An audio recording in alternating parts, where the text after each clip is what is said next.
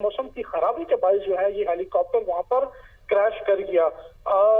जैश-ए मोहम्मद के से जो हमारी बात हुई तो उन्होंने बताया कि उन्होंने जो है रेस्क्यू की टीमें और इसके अलावा दीगर रजाकार जो हैं वो जैव कुओं की तरफ भेज दिए गए हैं, जहां पर वो मलबा और इकट्ठा करेंगे और डेड बॉडीज को नीचे लाएंगे, जिसके बाद सरकारी एजाज के तहत पर्दे खाक किया जाएगा।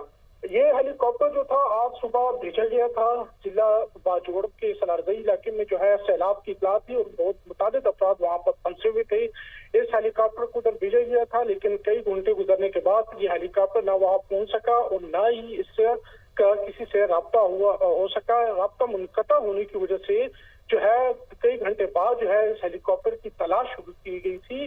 अब जो है तकरीबन 4-5 घंटे बाद जो है इस बात की तस्दीक किया कि हेलीकॉप्टर जो है जिला मोहम्मद में जो है क्रैश कर गया है और ये इंतहाई दुश्वार गुजार इलाका है, पहाड़ी इलाका है, जहाँ पर पहुंचना भी काफी मुश्किल है। रेस्क्यू टीमें और दीगर जो एहलकार हैं, रजाकार हैं, मकामी अफराद के साथ। आबिद हमीद, इंतहाई अफसोसनाक ये सूरत हाल है कि इमदादी कार्रवाइयों के लिए जिस हेलीकॉप्टर को भेजा गया था वो भी क्रैश हो चुका है। जैसे आपने बताया कि उसमें पायलट जो थे 2 पायलट समेत 5 अफराद शहीद हो गए हैं। जितना भी इस पे अफसोस का इजहार किया जाए वो कम